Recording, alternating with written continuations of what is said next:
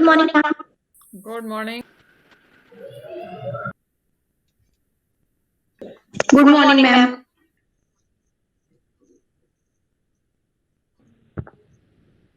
Good morning. Good morning. बहुत सारी good morning आ गई हैं। 75 का आंकड़ा हम लोग क्रॉस कर चुके हैं। टाइमली सब कुछ सेट है। Good morning, ma'am. Ma'am, good morning. Good morning, everybody. Sir, हमारे आज के कार्यक्रम के मुख्य अतिथि सीपी सिंह सर हमारे बीच में ज्वाइन कर चुके हैं। नमस्कार सर। नमस्कार sir. Yes, sir. Good morning, sir. Good morning, sir. Good morning, sir. उठो, जागो और तब तक न रुको जब तक कि लक्ष्य की प्राप्ति न हो जाए। जो सत्य है उसे साहस पूर्वक और निर्भीक होकर कहो। चिंतन करो, चिंता नहीं, और उससे नए विचारों को जन्म दो।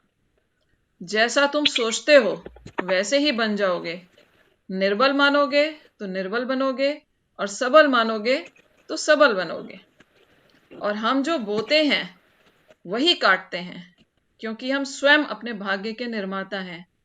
इस प्रकार के प्रेरणादायी वक्तव्य देने वाले, प्रेरणादायी विचारों वाले, अपने व्यक्तित्व से, अपनी कथनी और अपनी करनी से हम सबके समक्ष एक उदाहरण पेश करने वाले स्वामी विवेकानंद जी की जयंती, 25वें राष्ट्रीय युवा दिवस और उनकी जयंती के उपलक्ष्य में आज एक ये विशेष ऑनलाइन कार्यक्रम का आयोजन नवयुग कन्या महाविद्यालय के दर्शन शास्त्र विभाग और एनसीसी विंग के संयुक्त प्रयास से किया जा रहा है, जिसमें आज के कार्यक्रम के मुख्य अतिथि के रूप में हमारे बीच में हैं उप निदेशक युवा कल्याण विभाग उत्तर प्रदेश श्री सीपी सिंह जी। हम आपका बहुत बहुत स्वागत करते हैं। और साथ ही साथ आज के कार्यक्रम की अध्यक्षता हमारे महाविद्यालय की प्राचार्य प्रोफेसर मंजुला उपाध्याय मैम कर रही हैं, उनका भी बहुत बहुत स्वागत है। और साथ ही साथ कुछ प्रवक्ताएं और हमारे महाविद्यालय की युवा छात्राएं, जिनके लिए खास तौर से आज ये युवा संवाद कार्यक्रम का आयोजन किया गया है, क्योंकि ये युवा ही हैं जो देश में बदलाव ला सकते हैं। किसी भी प्रकार का परिवर्तन हमें करना है तो युवाओं की सोच में जो चीज होती है, युवा ऐसे हैं जिनके पास बहुत सारे इनोवेटिव आइडियाज भी होते हैं। और इसी कारण से हमारे माननीय प्रधानमंत्री जी ने कल जिस युवा महोत्सव कार्यक्रम का उद्घाटन किया, उस दौरान उन्होंने भी बहुत सी बातें कही कि आज जब हम आजादी की 75वीं वर्षगांठ मना रहे हैं, तो 100वीं वर्षगांठ जिसमें 25 वर्ष का अभी अंतराल है, इसको मनाने का दायित्व युवाओं को उन्होंने दिया कि ये 25 वर्ष बहुत ही महत्वपूर्ण है कि हम अपने देश को कौन सी दिशा और दशा देना चाहते हैं। तो इसलिए उन सभी में युवाओं की भूमिका बहुत महत्वपूर्ण हो जाती है कि हम लोग को किन किन चीजों का ध्यान रखना चाहिए। इन्हीं सब पे हम लोग आज बातचीत करेंगे। और कार्यक्रम चाहे ऑनलाइन हो चाहे ऑफलाइन हो, हम लोग मोटिवेशनल सॉन्ग के साथ अपने कार्यक्रम को आज शुरू कर रहे हैं, क्योंकि युवाओं की बात हो रही है। तो युवा किस तरह से हमारे देश को आगे ले जा सकते हैं, इसको प्रस्तुत करने के लिए मैं नेहा धानुक को वर्चुअल प्लेटफॉर्म पर आमंत्रित करूंगी कि अपने प्रेरणादायी गीत के साथ कार्यक्रम का शुभारंभ करें। Neha Dhanuk. Good morning everyone. इस दुनिया में ना तो कुछ मुश्किल होता है, ना ही आसान होता है। सारा खेल मानने का है। जो मानता है कि उसके लिए मुश्किल है तो उसके लिए मुश्किल है, और जो मान लेता है कि मेरे लिए आसान है तो उसके लिए सब आसान है। आशाएं खिले दिल की, मंजिलें खिले दिल की, खिले दिल की। आशाएं आशाएं आशाएं आशाएं आशाएं आशाएं, कुछ पाने की हो आस आस, कोई अरमा हो जो खास खास। आशाएं आशाएं आशाएं, हर कोशिश में हो बार बार, कर दरियाओं को आर पार। आशाएं आशाएं आशाएं, तूफानों को चीर के मंजिलों को छीने, आशाएं खिले दिल की, उम्मीदें हंसे दिल की। अब मुश्किल नहीं कुछ भी, नहीं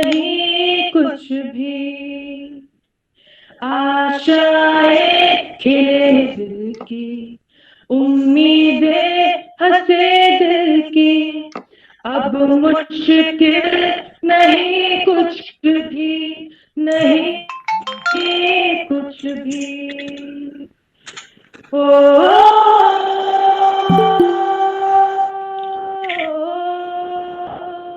उड़ जाए लेके खुशी अपने संग तुझको वहाँ, जन्नत से मुलाकात हो, पूरी हो तेरी हर दुआ, आशाएं खिले दिल की, उम्मीदें हंसे दिल की, अब मुश्किल नहीं कुछ भी, नहीं कुछ भी।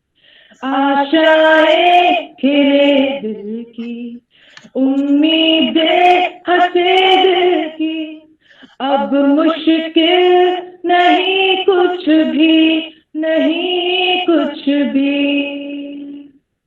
गुजरे ऐसी हर रात रात हो ख्वाहिशों से बात बात, आशाएं आशाएं आशाएं लेकर सूरज से आग आग, गाए जा अपना राग राग, आशाएं आशाएं आशाएं कुछ ऐसा करके दिखा, खुद खुश हो जाए खुदा, आशाएं खिले दिल की, उम्मीदें हंसे दिल की, अब मुश्किल नहीं कुछ भी, नहीं कुछ भी।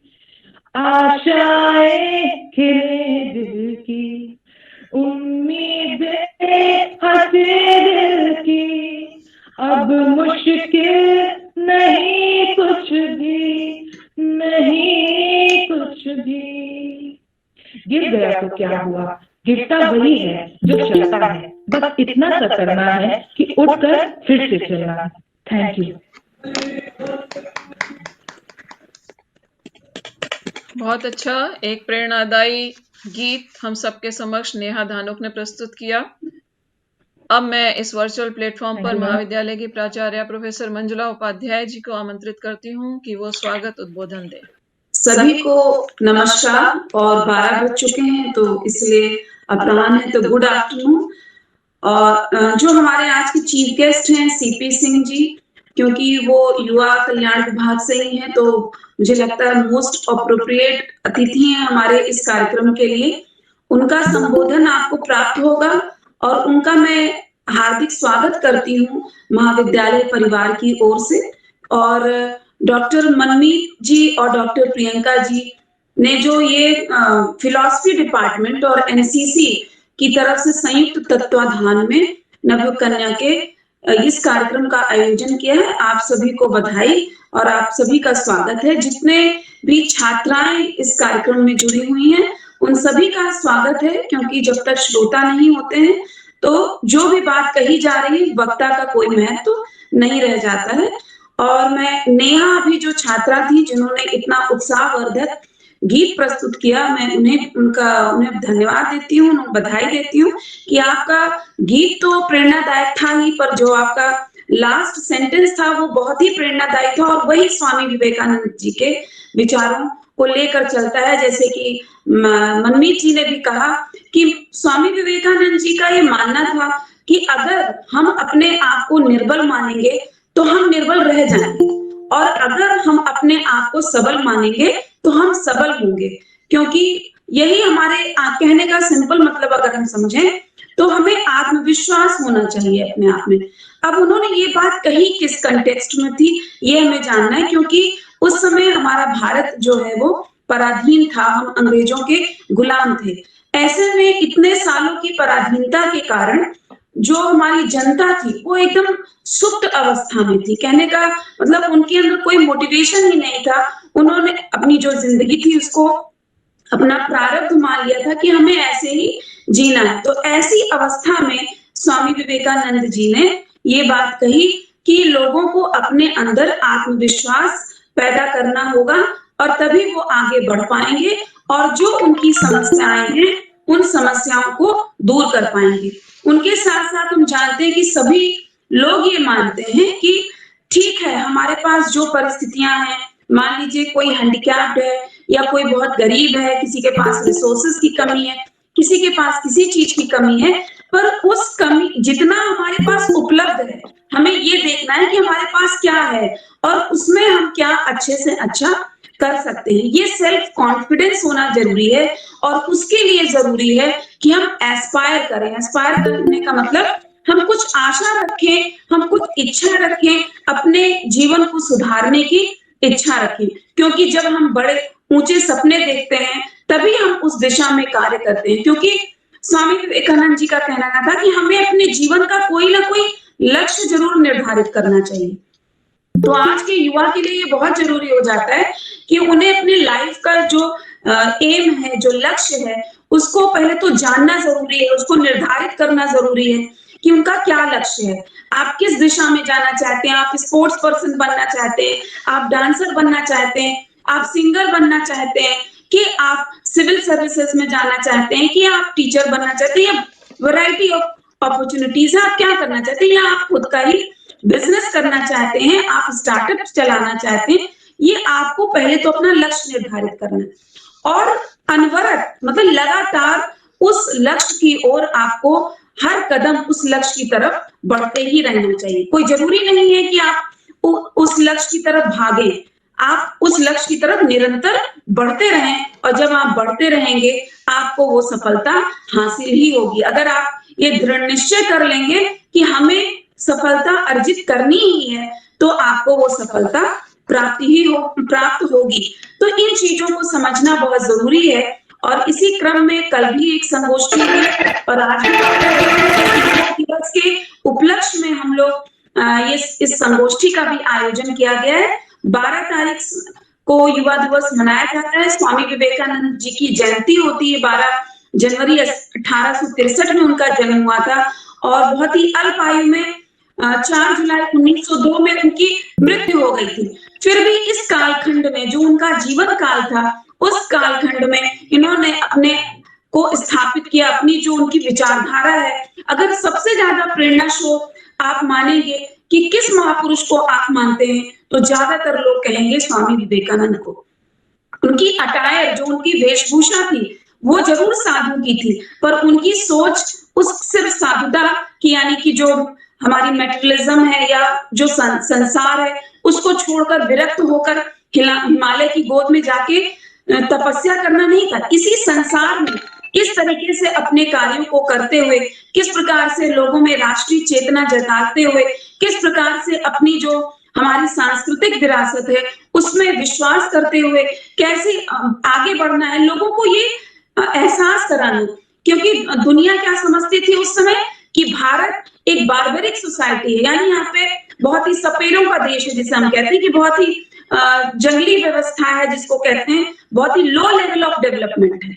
और ऐसे में स्वामी विवेकानंद जी ने जब शिकागो में अपना भाषण दिया तो उसके पहले तक वो महीने भर वहां पर रहे, क्योंकि वो उसकी डेट टल गई थी। पर लोग उनको बहुत हे दृष्टि से देखते थे, कोई उनकी वेशभूषा के आधार पर, कोई उनके रंग रूप के आधार पर कि ये तो मतलब काले हैं, ब्लैक, जो भेदभाव की स्थिति थी। क्योंकि आपको पता है अमेरिका में ब्लैक एंड व्हाइट का बहुत ज्यादा भेद होता है, रंग भेद होता था। तो इन सारी चीजों को झेलते हुए उन्होंने, जब वो वहां पर गए, सर्वधर्म जो सम्मेलन हो रहा था, तो वो एकदम शांत चित्त थे।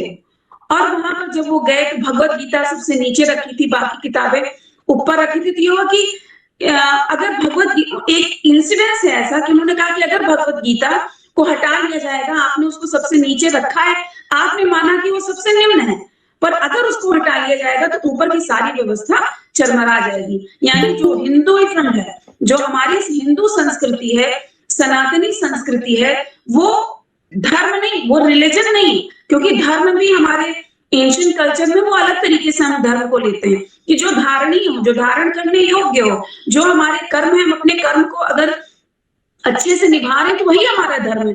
कोई जरूरी नहीं है कि हम घंटों पूजा करें। तो धर्म को उस रूप में देखना, ऐसी विचारधारा थी स्वामी विवेकानंद जी की कि जो सनातन संस्कृति है, जो हिंदू संस्कृति है, वही अगर अपनाएगा विश्व तब उसके ऊपर सभी टिके रहेंगे। और आपने ये चीज देखी, आज की डेट में देख भी रहे हैं कि जो वेस्टर्न मॉडल अपनाया गया विश्व में, अब जगह जगह उसके क्रिटिसिज्म्स भी आ रहे हैं।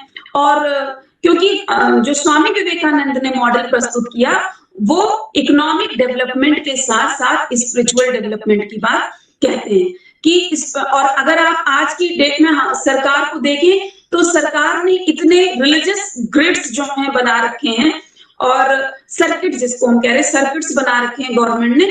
और वो क्या है, वो एक तरीके से इंफ्रास्ट्रक्चरल डेवलपमेंट करेगा, इंफ्रास्ट्रक्चरल डेवलपमेंट के साथ टूरिज्म को प्रमोट करेगा, टूरिज्म को प्रमोट करके ये एक इकोनॉमिक चेन बनेगी और उससे हम आर्थिक रूप से स्वावलंबी होंगे। जो स्वप्न हम देख रहे हैं आत्मनिर्भर भारत का, वो होगा। और साथ ही साथ जो मल्टीपल चेन्स जनरेट होंगी एम्प्लॉयमेंट की, जिसमें कि अगर एक सर्किट बन रहा है, मान लीजिए हम अयोध्या का ही एग्जाम्पल लें, तो अयोध्या में अगर राम मंदिर बनेगा, डेवलपमेंट होगा, तो उससे कितने लाखों लोगों को रोजगार मिलेगा।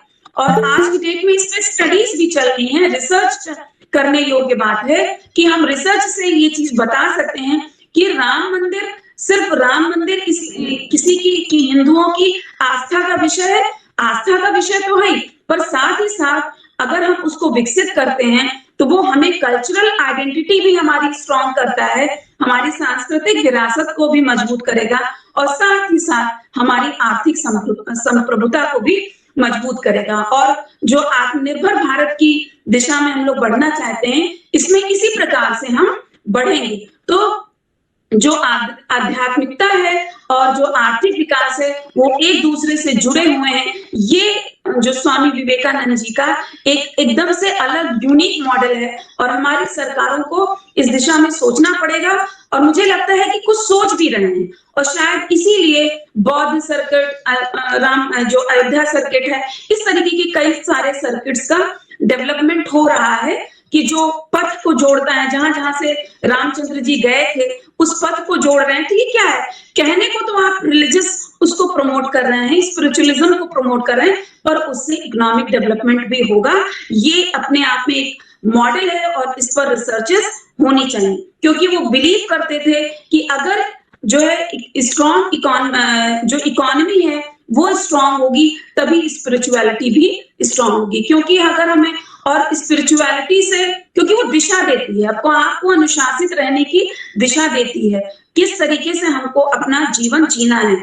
और स्वामी विवेकानंद जी जो है वो एग्रीकल्चर हमारी मेन स्टे है, ये हम सभी मानते हैं। आज की डेट तक, आजादी के पहले भी एग्रीकल्चर सेक्टर पे मैक्सिमम लोग डिपेंडेंट थे, आज की डेट में भी मैक्सिमम लोग एग्रीकल्चर सेक्टर पे डिपेंडेंट है। तो स्वामी विवेकानंद जी का कहना था कि हमें इसमें प्राउड फील होना चाहिए कि वी आर एग्रीग्रेरियन सोसाइटी। और क्यों आज की डेट में भी बहुत जरूरी, क्योंकि हम जब मोस्ट पॉपुलस कंट्री है, ऑलमोस्ट कुछ सालों बाद हम मोस्ट पॉपुलस हो जाएंगे, इस समय सेकेंड पॉपुलस है, तो पॉपुलस मतलब अधिक जनसंख्या वाले, तो उनको फीड करने के लिए, उनको न्यूट्रिशियस फूड देने के लिए हमारा एग्रीकल्चर सेक्टर डेवलप्ड होना चाहिए। और स्वामी विवेकानंद जी मॉन्क की, एक साधु की वेशभूषा में जरूर रहते थे, पर वो अपने दिमाग से बहुत मॉडर्न सोच भी रखते थे। उनका कहना था कि जो बेस्ट चीजें हों अगर वेस्टर्न मॉडल की, तो हमें उसको भी अपनाना चाहिए, क्योंकि हम दुनिया में अलग थलग ना पड़े, पर हमें अपने मॉडल पर विश्वास रखना चाहिए। सिर्फ कॉपी कैट नहीं होना चाहिए कि हम दूसरे की कॉपी करते रहें, इस तरीके की हमको कॉपी कैट बनने की जरूरत नहीं है। तो एग्रीगेरियन इकोनॉमी पर फोकस होना चाहिए। आजादी के बाद एग्रीगेरियन सेक्टर को इग्नोर किया गया और इस वजह से बहुत सारी समस्याएं डेवलप हुई और 1966 में लेकर के हमको ग्रीन रेवोल्यूशन को अडॉप्ट करना पड़ा। तो स्वामी मैं, क्योंकि हमारे मुख्य अतिथि जुड़े हुए हैं तो बहुत ज्यादा ना बोलती हूँ, क्योंकि मैं अर्थशास्त्र की आपके यहाँ ये स्कॉलर रह चुकी हूँ, तो उस दिशा से मैंने इसको जोड़ने का प्रयास किया। आप सभी युवा भी इस दिशा में सोचने का प्रयास करिए कि जो गवर्नमेंट की पॉलिसीज हैं वो कहाँ से स्वामी विवेकानंद जी के विचारों से मेल खाती हैं, क्योंकि स्वामी विवेकानंद जी साधु के वेश में रहते हुए भी जो अपनी थॉट थी उससे बहुत ही मॉडर्न सोच भी रखते थे और एक बैलेंस्ड डेवलपमेंट मॉडल उन्होंने स्थापित करने की कोशिश की। और सबसे बड़ी बात, आप युवाओं के लिए प्रेरणा कि अपने आप में विश्वास रखिए, अपने व्यक्तित्व का निर्माण सही दिशा में करिए, अपनी जो संस्कृति है उसमें विश्वास रखिए। आप आध्यात्मिक रूप से सबल रहते हुए ही आर्थिक रूप से भी सबल हो सकते हैं। कोई ज़रूरी नहीं है कि हम आर्थिक रूप से संपन्न हो गए, हम मॉडर्न हो गए, तो हम जो है अपनी ही कल्चर को हम भूल जाएँ या अपनी ही कल्चर को हम हे दृष्टि से मान लें। पहली बात तो मैं ये मानना है कि हमें अपनी संस्कृति में विश्वास करना है और उसको अच्छी दृष्टि से देखना है और समाज में, दुनिया में भी उसको अच्छी दृष्टि से लाना है। मुझे लगता है पिछले 7-8 सालों में ये चीज़ हुई है कि हमने विश्व में अपनी संस्कृति को स्थापित करने की कोशिश की है और लोगों ने हमारे यहाँ की बातों का लोहा भी मनवाया है। कैसे हमने कोरोना काल में जो इतनी जटिल परिस्थितियाँ थी, उससे भी हम निकले, जो चीज़ें हमारे पास नहीं थी, हमने उनको डेवलप किया। यहाँ तक कि पीपीई किट्स हैं, मास्क है, सैनिटाइजर है और आज की डेट में अगर आप देखें तो हमने अपनी वैक्सीन्स भी इतने प्रकार की डेवलप कर ली और साथ ही साथ हम आयुष मंत्रालय की गाइडलाइंस को भी साथ लेके चले, तो हम अपनी विरासत को भी साथ लेके चल रहे हैं और साथ ही साथ हम जो मॉडर्न टेक्निक्स हैं उसको भी साथ में लेके चल रहे हैं और हम कोरोना की परिस्थिति से बाहर आए हैं। इतना बड़ा देश था हमारा, उस हिसाब से अगर हम कंपेयर करें तो डेथ रेट 2% से ज्यादा नहीं रही और शायद ये हमारा प्रॉपर मैनेजमेंट ही था, इसी वजह से डेथ रेट इतनी लो रह पाई। वो बात अलग है कि जो परिवार अपने प्रियजनों को खोता है तो उसके लिए तो उसकी दुनिया उजड़ जाती है, पर अगर हम देश के आधार पर देखें तो सिर्फ 2% से भी कम लोगों की डेथ हुई है और हम कोरोना को मात देकर वापस आए थे। हमारी इकोनॉमी खड़ी हुई थी, मतलब इकोनॉमी हमारी प्रोग्रेस कर रही थी। ये दुनिया ने माना कि हमारी इकोनॉमी बहुत तेजी से प्रोग्रेस कर रही थी, जहां हम नेगेटिव 25% तक की ग्रोथ रेट प्रिडिक्ट कर रहे थे और आज हम पॉजिटिव ग्रोथ रेट में हैं। तो ये बहुत बड़ी बात है और मुझे लगता है कि जब देश का नेतृत्व मजबूत हाथों में होता है तो हम ऐसी विषम से विषम परिस्थितियों से बाहर निकलते हैं और सही दिशा में हम ऐसे ही कार्य करते रहेंगे। आप युवाओं को अपने टेक्स्ट बुक्स के अलावा भी राष्ट्रीय मुद्दे जो राष्ट्र के लिए जरूरी हैं, इन पर आपको पढ़ना चाहिए, सोचना चाहिए, लिखना चाहिए और इसी आप सभी को आशीर्वाद देते हुए शुभाशीष के साथ मैं हमारे जो गेस्ट हैं उनको वेलकम करती हूँ और अब हम उनको सुनेंगे, क्योंकि मुझको कॉलेज भी पहुंचना था तो इसलिए मुझे जो अपनी बात कहनी थी मैंने अभी ही कह दी। धन्यवाद। Thank you so much principal professor Manjula Upadhyay ji, जिन्होंने बहुत ही सारगर्भित रूप से जो विवेकानंद जी के विचार थे, जो उनकी जीवन शैली थी, किस तरह से उन्होंने अपने जीवन में अपने कार्यों के द्वारा अपनी कथनी से जो कहा उसको करके भी दिखाया और वो एक मॉडल के रूप में हमारे सामने आया, चाहे उसको सामाजिक दृष्टिकोण से देखें, आर्थिक दृष्टिकोण से देखें, सांस्कृतिक दृष्टिकोण से देखें या आध्यात्मिक दृष्टिकोण से।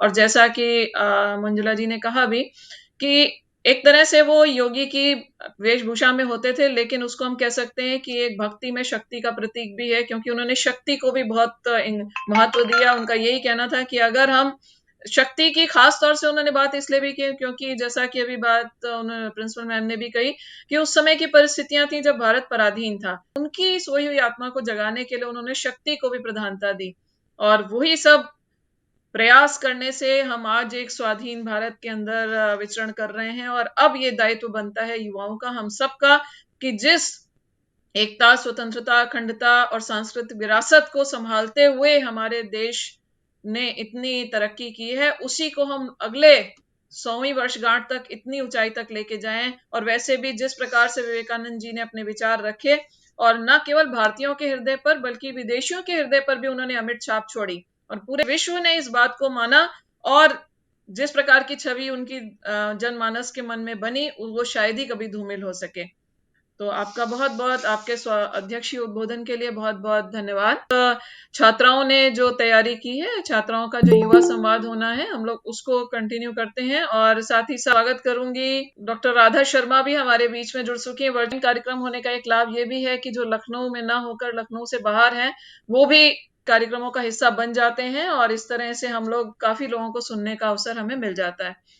तो जब तक हमारे मुख्य अतिथि जी हमारे बीच में जुड़ते हैं, क्योंकि उनका एक व्यस्त कार्यक्रम भी था और वो जुड़े भी थे, लगता है कुछ नेटवर्क दिक्कत के कारण से वो बाहर हुए हैं, उनको हम फिर से एक बार जोड़ते हैं।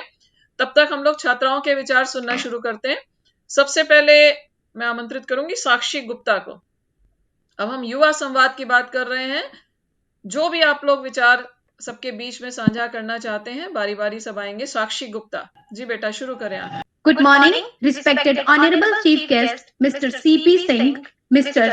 Respected Principal Professor Manjula Upadhyay Ma'am, respected ANO Major Dr. Manmeet Kaur Sodhi Ma'am, and respected all the members present over this platform and all my dear friends. This is Sakshi Gupta, great to grab the opportunity to express my views to the topic National Youth Day, Swami Vivekananda Jayanti. I would like to start my speech with a beautiful quote. We are what our thoughts made us. We are what our thought made us. So take care about what you think.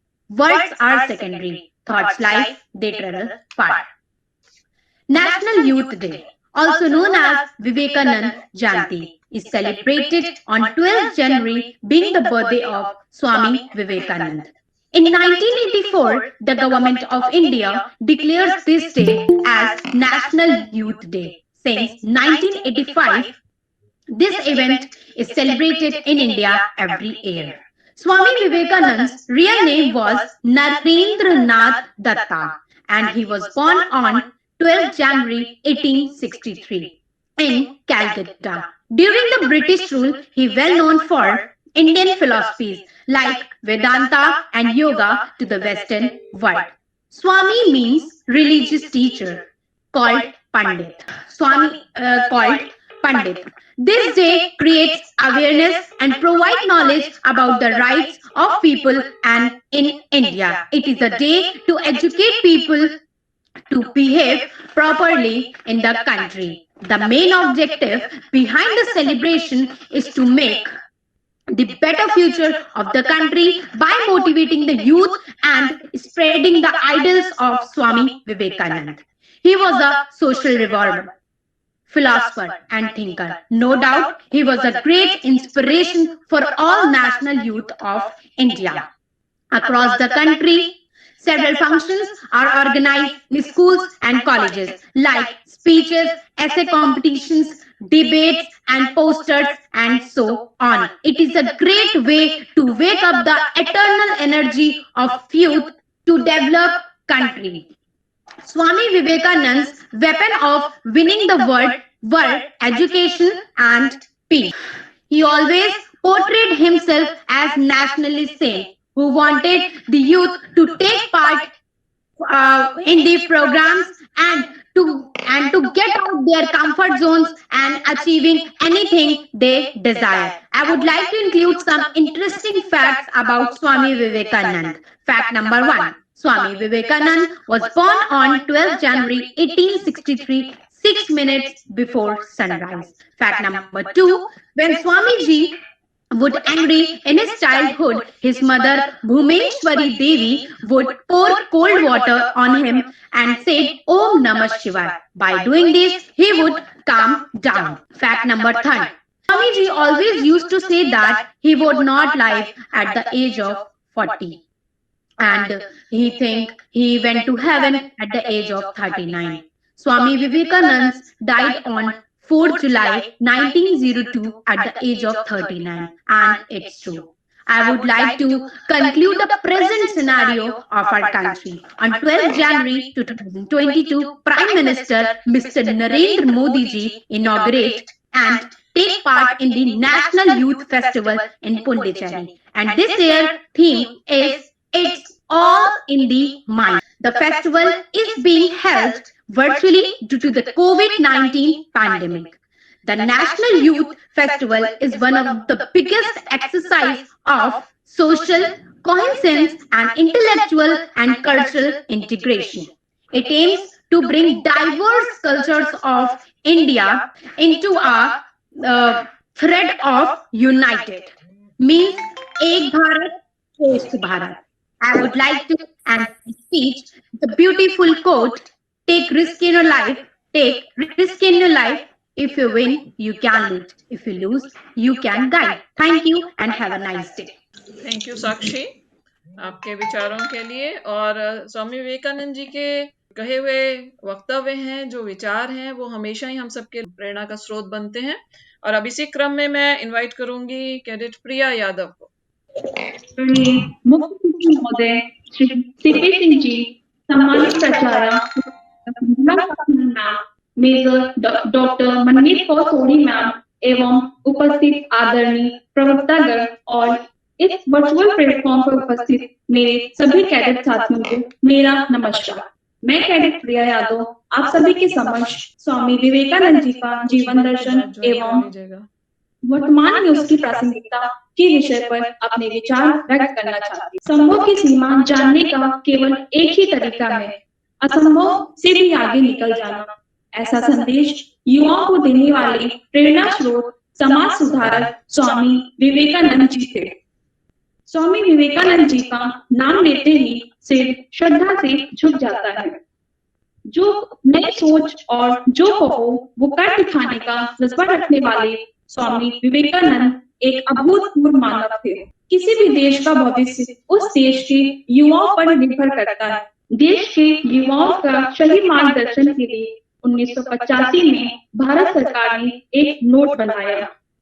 इस उद्देश्य के साथ कि स्वामी विवेकानंद जी की विचारधारा युवाओं का मार्गदर्शन कर सकती है, अच्छे कर्म करने के लिए प्रेरित कर सकती है और उनके जीवन को आकार देने में मदद कर सकती है। तभी से उनके जन्म दिवस यानी 12 जनवरी को हम सभी राष्ट्रीय युवा दिवस के रूप में मनाते हैं।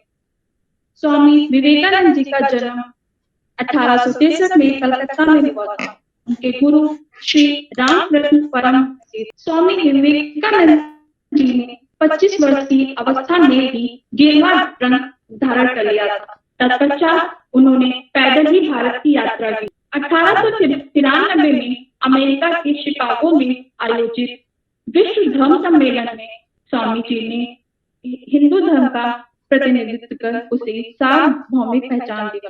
रविन्द्रनाथ ठाकुर जी का कहना था, यदि आप भारत को जानना चाहते हैं तो आप स्वामी विवेकानंद को पढ़िए, उनमें आप सकारात्मक ही पाएंगे, नकारात्मक कुछ भी नहीं। स्वामी जी ने योग को लोकप्रिय बनाने में महत्वपूर्ण भूमिका निभाई। उन्होंने युवाओं को चरित्र निर्माण की ओर प्रेरित किया और कहा, यदि मनुष्य को महान बनना है तो उसे संदेह, ईर्ष्या, द्वेष छूना होगा। उनका ये भी मानना था, आत्मा का कोई लिंग नहीं होता है, अतः इस समाज में स्त्री का वही स्थान और सम्मान होना चाहिए जो पुरुषों का होता है। स्वामी जी युवा वर्ग को चरित्र निर्माण के लिए 5 सूत्र दिए: आत्मविश्वास, आत्मनिर्भरता, आत्मज्ञान, आत्मत्याग, आत्मसंयम। उनके ये 5 सूत्र आज भी उतने ही प्रासंगिक हैं, लोगों को कर्म करने के लिए प्रेरित कर रहे हैं। स्वामी जी के इन्हीं विचारों से युवाओं को आज प्रेरणा मिलती है। वर्तमान में जो भी समस्याएं एवं बाधाएं हैं, उनको दूर करने के लिए स्वामी जी के विचार, आदर्श युवाओं को कर्म करने के लिए उत्साहित कर रहे हैं। स्वामी जी एक महान देशभक्त थे। उन्होंने अपने लेखों, भाषणों द्वारा लोगों में आत्मगौरव की भावना जगाई। वर्तमान में देश की राष्ट्रीय एकता, देश का सर्वांगीण विकास के लिए राष्ट्रभक्ति की भावना अनिवार्य है। आत्मविश्वास व मेहनत से ही देश तरक्की कर सकता है। इसीलिए स्वामी जी के विचार आज भी प्रासंगिक। स्वामी जी युवाओं के लिए हमेशा कहा करते थे, यदि आपकी परिस्थितियों पर मजबूत पकड़ है तो जहर गर्मी का कुछ नहीं बिगाड़ सकता। वे चाहते थे कि आत्मविश्वास से भरा, इसीलिए विश्व के हर व्यक्ति को स्वामी जी के विचारों को आत्मसात करना चाहिए तथा एक कर्मठ और ओजस्वी मनुष्य जीवन व्यतीत करना चाहिए। जय हिंद, जय भारत। बहुत अच्छा प्रिया यादव। और इसी क्रम में अब मैं हर्षीन कौर को वर्चुअल प्लेटफॉर्म पर इनवाइट करती हूँ। हर्षीन Kaur. Stand up, be bold, be strong. Know that you are the creator of your own destiny. All the strength and success you want is within yourself. A very good morning to respected Chief Guest Sir C.P. Singh, respected Principal Professor Manjula Upadhyay ma'am, Major Dr. Manmeet Kaur Sodhi ma'am, and all my friends present on this virtual platform. I, Cadet Hashin Kaur, is here to express my views on Swami Vivekananda's philosophy of life and its relevance with today's world. Swami Vivekananda was born in 1863 in Kolkata. His original name was Narendra Datta. His father was a lawyer and an attorney in the Kolkata High Court. Vivekananda inherited religious temperament and high intelligence from his father. In his childhood, he was much influenced by his parents. He was enlightened and endowed with Viveka and known as Vivekananda. Swami Vivekananda was a true Vedantist. He describes God as supreme power. Man is incarnation of God. God is manifested in man. He further says that soul is divine and immortal. Therefore, there is no difference between absolute soul and individual soul. Swami Vivekananda was much influenced by Vedantic philosophy. The final goal of human life is to attain unity with God. Swamiji had a broader outlook on religion. His religion is universal in nature and is based on universal brotherhood. To him, worship of man is the real worship of God. In other words, service to humanity is service to God. Swami Vivekananda's educational philosophy is the reflection of Vedantic philosophy. Education, according to him, is the best means for the development of the inner man.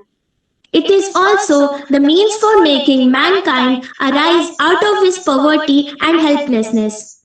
Swami Vivekananda spends his whole life spreading spiritual knowledge around the world. His contribution to Indian history will always be remembered in the form of National Youth Day. He realizes that it is only through education that the uplift of masses is possible.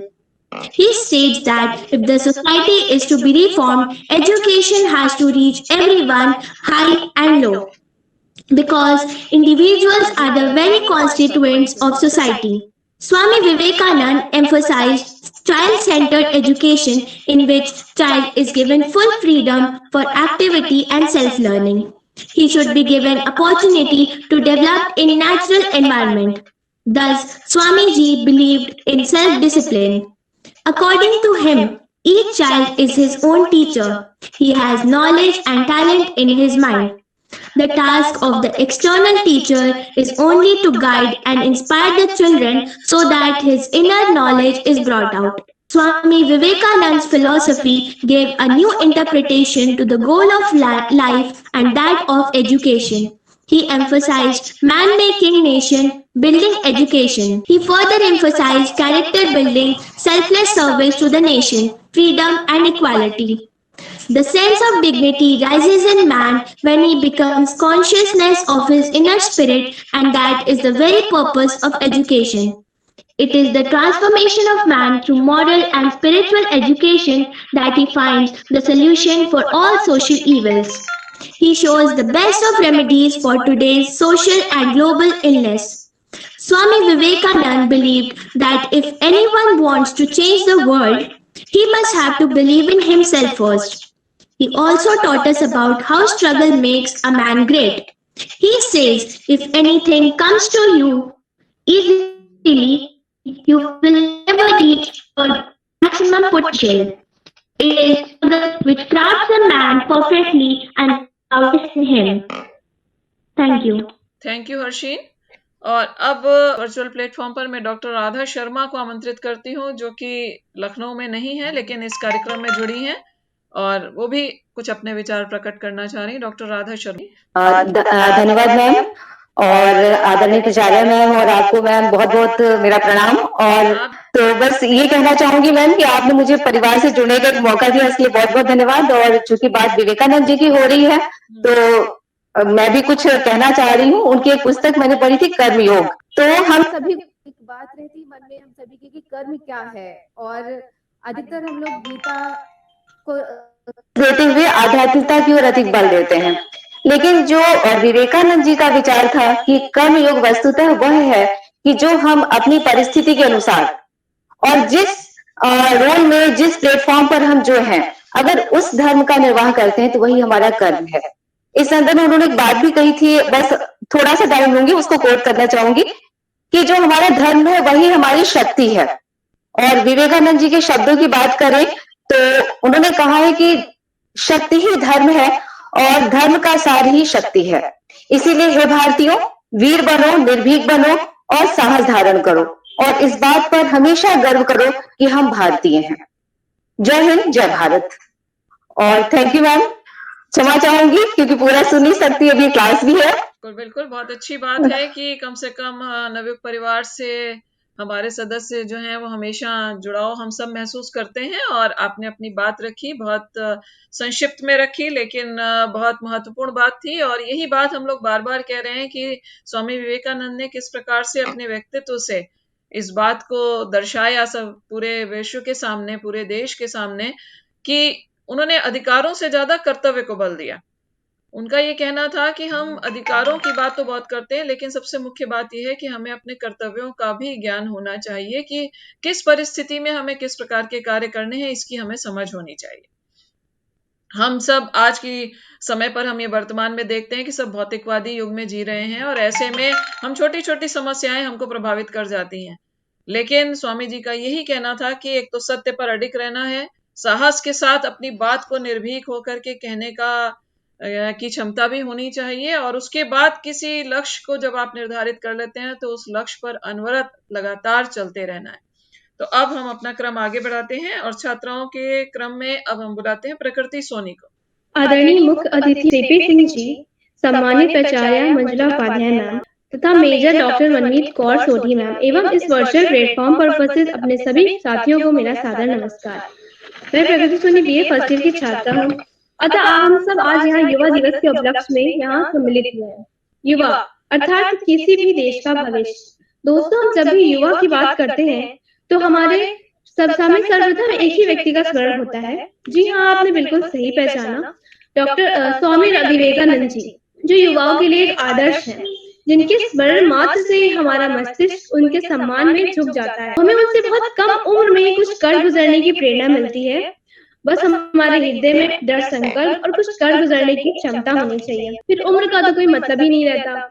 जी हाँ, दरअसल हम युवा उम्र से नहीं बनते, बल्कि हम युवा हमारी सोच से बनते हैं। जो व्यक्ति बीते कल में जीता रहता है, बीते कल को सोचता रहता है, वह युवा नहीं हो सकता, बल्कि युवा तो वह है जो अपने आने वाले कल में जीता है, अपनी आने वाले कल के सपने देखता है और उन्हें पूरा करने के लिए दृढ़ संकल्प शक्ति के साथ आगे बढ़ता है। इस पे स्वामी विवेकानंद जी ने भी कहा है, उठो, जागो और तब तक मत रुको जब तक अपने लक्ष्य को प्राप्त न कर सको। आज हमें सबसे ज्यादा आवश्यकता है तो खुद को विकसित करने की, अर्थात स्वयं का विकास करने की। स्वामी जी कहते हैं, आप जैसा अपने आप को मानेंगे आप वैसे ही हो जाएंगे। आप यदि स्वयं को कमजोर मानेंगे तो आप कमजोर हो जाएंगे, और यदि आप स्वयं को मजबूत मानेंगे तो मजबूत हो जाएंगे।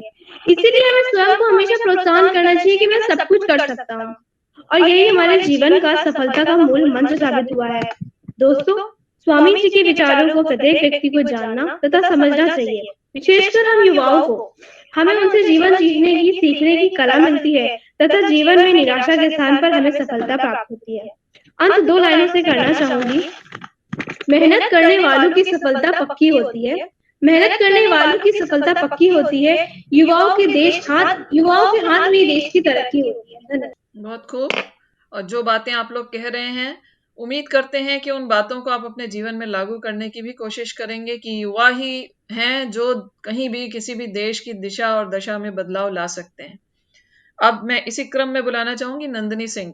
आदरणीय मुख्य अतिथि सीपी सिंह जी, सम्मानित प्राचार्य डॉक्टर मनमीत कौर सोढ़ी मैम एवं सम्मानित शिक्षक एवं वर्चुअल प्लेटफॉर्म पर उपस्थित अपने सभी साथियों को मेरे वेदांत के विख्यात और प्रभावशाली आध्यात्मिक स्वामी विवेकानंद जी का जन्म 1863 12 जनवरी को हुआ था। बचपन में उनका नाम, किंतु औपचारिक नाम विद्यानरेंद्र नाथ दत्त रखा गया। पिता विश्वनाथ दत्त कलकत्ता में हाईकोर्ट के एक प्रसिद्ध वकील थे। दादाजी दुर्गाचरण दत्ता संस्कृत और पारसी के विद्वान थे। उन्होंने 25 वर्ष की उम्र में ही अपना घर छोड़ दिया था और साधु बने। नरेंद्र जी की माता भुवनेश्वरी देवी धार्मिक प्रवृत्ति की थी। उनका अधिकांश समय शिव जी की पूजा अर्चना में ही व्यतीत होता था। पिताजी के और माता की धार्मिक और प्रगतिशील तथा तर्क संगत रवैये ने उनके सोच तथा उनके चरित्र को आकार देने में अत्यधिक सहायता की। विवेकानंद स्वप्नदृष्टा थे। उन्होंने एक नए समाज की कल्पना की थी, एक ऐसा समाज जिसमें धर्म या जाति के आधार पर मनुष्य में कोई भेद ना हो। उन्होंने वेदांत के सिद्धांतों को इन्हीं रूप में रखा था। अध्यात्मवाद तथा भौतिकवाद के विवाद में पड़े कहा जा सकता है कि समता के जैसे सिद्धांत विवेकानंद जी ने दिए, उससे सबल तथा बौद्धिक शायद ही ढूंढे जा सके। स्वामी विवेकानंद को युवकों से बहुत आशा थी तथा अपने गुरु के प्रति अनंत निष्ठा थी। एक बार किसी ने गुरु जी की सेवा में निष्क्रियता तथा घृणा दिखाई तो स्वामी विवेकानंद को अत्यधिक क्रोध आ गया तथा उन्होंने उस गुरु भाई को पाठ पढ़ाते हुए समझाया। गुरु के प्रति ऐसी अनन्य निष्ठा तथा भक्ति के प्रताप से ही वे अपने गुरु के शरीर तथा उनके दिव्यतम आदर्शों की उच्चतम सेवा कर सके। उनके महान व्यक्तित्व में थी ऐसी गुरु भक्ति, गुरु सेवा और गुरु के प्रति अनंत निष्ठा। 25 वर्ष की अवस्था में उन्होंने गेरुआ वस्त्र धारण कर लिए थे। तत्पश्चात उन्होंने पैदल ही पूरे भारतवर्ष की यात्रा की। सन 1893 में शिकागो अमेरिका में विश्व धर्म परिषद हो रही थी। स्वामी विवेकानंद उसमें भारत के प्रतिनिधित्व के रूप में पहुंचे। वहां के लोगों ने अत्यधिक प्रयत्न किया कि स्वामी विवेकानंद को बोलने का अवसर ही न प्राप्त हो, परंतु एक अमेरिकन अफसर की सहायता से उन्हें कुछ समय प्राप्त हुआ। अतः फिर उनके विचार सुनकर सभी विद्वान आश्चर्यचकित रह गए। फिर तो अमेरिका ने उनका अत्यधिक स्वागत किया। उनके ज्ञान और शैली से प्रभावित होकर वहां की मीडिया ने उन्हें साइक्लोनिक हिंदू के नाम से संबोधित किया। 39 वर्ष की संक्षिप्त जीवन काल में स्वामी विवेकानंद ने जो कार्य किए वह आने वाली शताब्दियों में पीढ़ियों तक लोगों का मार्गदर्शन करती रहेगी। 30 वर्ष की आयु में स्वामी विवेकानंद ने धर्म परिषद में हिंदू धर्म का प्रतिनिधित्व किया और उसे एक सार्वभौमिक उपलब्धि दिलाई। गुरुदेव रविन्द्रनाथ टैगोर ने एक बार यह कहा था, अगर आप भारत को जानना चाहते हैं तो विवेकानंद जी को पढ़िए, उनमें आपको सब कुछ ही मिलेगा, नकारात्मक कुछ भी नहीं। उनके ओजस्वी और सारगर्भित व्याख्यानों की प्रसिद्धि विश्व भर में है। जीवन के अंतिम दिनों में यजुर्वेद की व्याख्या की। उन्हें दमा और शर्करा रोग के अतिरिक्त अन्य कई रोगों में घेर रखा था और अतः उन्होंने यह कहा भी था कि ये रोग मुझे 40 वर्ष की आयु सीमा भी पार करने नहीं। 4 जुलाई 1902 को बेलूर में रामकृष्ण मठ में ध्यान मग्न अवस्था में स्वामी विवेकानंद जी ने महासमाधि ग्रहण कर अपने प्राण त्याग दिए। मैं उनके भाषण में एक जो प्रख्यात श्लोक है उससे मैं कहना चाहूंगी, रुचि नाम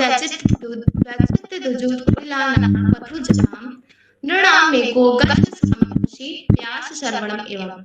जैसे विभिन्न नदियां भिन्न भिन्न स्रोतों से निकलकर समुद्र में मिल जाती हैं, उसी प्रकार हे प्रभु भिन्न भिन्न रुचि के अनुसार विभिन्न टेढ़े मेढ़े अथवा सीधे रास्ते से जाने वाले लोग अंत में तुझसे ही आकर मिल जाते हैं। धन्यवाद। Thank you Nandini. और अब मैं इसी क्रम में बुलाती हूँ शशि त्रिवेदी को। A very good morning to Honorable Chief Guest Shri C.P. Singh Sir, respected Professor Manjula Upadhyay Ma'am, Major Dr. Manmeet Kaur Sodhi Ma'am, and to all other teachers and students on this virtual platform. This is Shashi Trivedi present before you all to share my views on the topic philosophy of Swami Vivekanand Ji and its relevance in today's world. As my friends have already told you that Swami Vivekanand Ji was born in 1863 as Narendranath. His contribution for today's youth can be best described as the 3 C's, that are community, courage and country. He was once described as being young in years but eternal in wisdom. He said the real power of country lay in the youth and described the neglect of the youth as a rational sin. Most of ills were due to this only. Swami Vivekanand Ji is best known in the United States and the world for his groundbreaking speech at the World's Parliament of Religions in Chicago in 1893. he introduced Indian philosophies of Vedanta and yoga to the Western world. And here I want to highlight some important points that he talked about in this speech. He said that I am proud to belong to a religion which has taught the world both tolerance and universal acceptance. He has quoted within a few lines from a hymn as the different themes having their sources in different paths, which men take through different tendencies, various though they appear, crooked or straight, all lead to thee. Regarding his Chicago speech, Angarika Dharmapala said that our good brother Swami Vivekananda ji has done a great and inestimable job not only in bringing forward the pure doctrine of Hindu philosophy, but has succeeded in convincing the intelligent and enlightened portion of the American public of the fact that India is the mother and seat of all philosophy and metaphysics. Swamiji's message to his fellow Indians was, arise, awake and stop not till the goal is reached. His message for the youth is that every work is sacred, from mending someone's shoes to even sweeping the floor. He even motivated everyone to consider work as worship and offer the fruit of their actions to the Lord. For the progress of India, he quoted that the best thermometer to the progress of a nation is its treatment of its women. I would like to end my speech with a thought-provoking quote by Swami Vivekananda ji, which when followed by everyone can lead to a bright future, that is, a man is not poor without a rupee, but a man is really poor without a dream and ambition. Thank you, ma'am. Thank you Shashi. हमारे बीच में doctor Sangeeta कोतवाल भी जुड़ चुकी हैं, आपका भी बहुत बहुत स्वागत है। और अब मैं नेक्स्ट पार्टिसिपेंट को बुलाती हूँ, सौम्या भंडारी। आदरणीय मुख्य अतिथि महोदय श्री सीपी सिंह जी, सम्मानित प्राचार्य प्रोफेसर मंजुला उपाध्याय साहब, मेजर डॉक्टर मनमीत कौर सोडी साहब एवं इस वर्चुअल प्लेटफॉर्म पर उपस्थित सभी साथियों को मेरा नमस्कार। मैं कैडेट सौम्या भंडारी आज इस 25वें राष्ट्रीय युवा दिवस के उपलक्ष्य में आयोजित इस वर्चुअल कार्यक्रम में आप सभी के समक्ष स्वामी विवेकानंद जी पर अपने विचार प्रस्तुत करने जा रही हूँ। 12 जनवरी 1863 को एक बंगाली परिवार में जन्मे बालक नरेंद्र नाथ से स्वामी विवेकानंद बनने का सफर काफी प्रेरणादायी है। स्वामी विवेकानंद जी की जयंती पर हम राष्ट्रीय युवा दिवस मनाते हैं। वो युवा जो देश का भविष्य बदलने की क्षमता रखता है। मेरे नौजवान साथियों, हमने स्वतंत्रता आंदोलन में हिस्सा नहीं लिया, इसलिए हमारी बड़ी जिम्मेदारी उन सपनों को पूरा करने की है जो उस समय आजादी के दीवानों ने देखे थे। जब जेल में ब्रिटिश पुलिस कोड़े बरसाती थी, तो उस समय अंधेरी कोठरी में सब कुछ बर्दाश्त करते हुए हमारे वीर सेनानी जिस भारत का सपना देख रहे थे, उस भारत को बचाने की जिम्मेदारी हम सभी युवाओं की है। जब उस कल्पना को, उस सपने को जीत जाएंगे, अपने सपनों के भारत के लिए तभी संकल्प ले पाएंगे। स्वामी विवेकानंद जी कहते थे कि युवा वो होता है जो बिना अतीत की चिंता किए अपने भविष्य के लक्ष्यों की दिशा में काम करता है। हम युवा आज जो भी काम करते हैं वही देश के भविष्य की दिशा तय करता है। इसलिए हम आज जो संकल्प लेंगे वही सिद्ध होकर देश को भी सिद्ध करेंगे। साथियों, हर व्यक्ति को अकेले ही शुरुआत करनी होती है। हमारी नियत साफ हो, इरादे स्पष्ट हो और हौसले बुलंद हो तो हमारे साथ लोग अपने आप ही चलने लगते हैं। मेरी आज हम सभी से यह अपेक्षा है कि पहला कदम उठाने से पहले घबराएं नहीं, नई शुरुआत करने से पहले घबराएं नहीं, बस ठान लें और शुरू हो जाए। एक प्रख्यात गीतकार ने क्या खूब कहा है, मैं अकेला ही चला था जान बे मंजिल मगर, मैं अकेला ही चला था जान बे मंजिल मगर, लोग साथ आते गए और कारवां बनता गया। इस देश के नौजवान जब ठान लेता है तो कुछ भी कर गुजरता है। ऊर्जा से भरे नौजवान देश के हर कोने में उपस्थित हैं। कोई पहाड़ से निकलने वाले छोटे जनों से बिजली बना रहा है, तो कोई कुएं से घर निर्माण की चीजें बना रहा है, तो कोई टेक्नोलॉजी का इस्तेमाल करते हुए गांव के स्वास्थ्य सुविधाएं पहुंचा रहा है। ऐसे करोड़ों युवा सभी राष्ट्र निर्माण के कार्य में दिन रात एक कर रहे हैं। उठो, जागो और तब तक मत रुको जब तक लक्ष्य की प्राप्ति न हो जाए। हाँ साथियों, विवेकानंद जी के इन्हीं अनमोल वचनों का सहारा लेकर आज का हर युवा कोरोना काल के कठिन समय में भी हर आपदा को अवसर में बदलने का प्रयास कर रहा है। इस कठिन दौर में जब सब कुछ थम सा गया था, तब युवाओं ने ही हर छोटी से छोटी चीज को, रोजगार को तलाश कर विपरीत परिस्थितियों में आगे बढ़ने का प्रयास किया। कुछ सफल हुए, कुछ असफल हुए, किंतु अपना प्रयास नहीं छोड़ा और लक्ष्य प्राप्ति में लगे रहे। हमें अपने आप पर पूरा भरोसा होना चाहिए। देश के सपने अगर कहीं विकास कर रहे हैं तो वो देश के युवा के हृदय के अंदर, भारत के युवा में ये सामर्थ्य है कि वो जहां भी गया है अपना और अपने देश का नाम रोशन किया है। विदेशों में आज बड़ी बड़ी कंपनियों के सीईओ भारत के ही हैं। क्या ये हम सब के लिए गर्व का विषय नहीं है?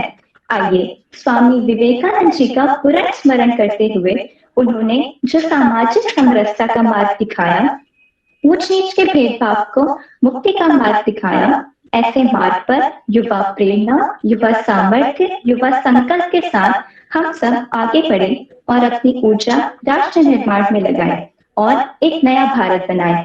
स्वामी विवेकानंद जी के सपनों का भारत। धन्यवाद। जय हिंद, जय भारत। बहुत खूब सौम्या, आपने बहुत ही मान लो तो हार है और ठान लो तो जीत है, यही उनका जीवन मंत्र था। और अब मैं बिना देरी के सीधे अपने मुख्य अतिथि श्री सीपी सिंह सर, उपनिदेशक युवा कल्याण विभाग उत्तर प्रदेश जी को आमंत्रित करती हूँ वर्चुअल प्लेटफॉर्म पर, क्योंकि मुझे पता है आप अति व्यस्त हैं, आपके कार्यक्रम चल रहे हैं, लेकिन फिर भी आपने हमारे लिए समय निकाला है, इसलिए सीधे मैं आपको आमंत्रित करती हूँ अपने उद्बोधन के लिए। सर।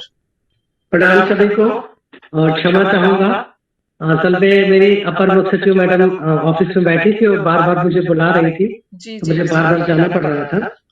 देखिए मैं किसी को सुन भी नहीं पाया।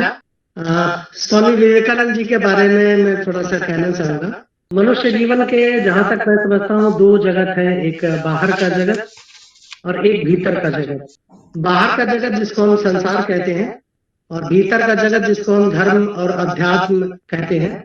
जो भी व्यक्ति संवेदनशील होता है, संवेदना से भरा होता है, जब भी वो संसार में आंखें खोलता है तो वो दोनों जगत के बारे में चिंतन करता है। स्वामी विवेकानंद जी जब भी संसार में आए तो उन्होंने देखा कि धर्म के जगत में भी और संसार में भी बहुत ही समस्याएं हैं, परेशानियां हैं। बाहर के जगत में उन्होंने देखा कि जातीयता है और राष्ट्रों के झगड़े हैं, सांप्रदायिक झगड़े हैं, उस पर उन्होंने विचार किया।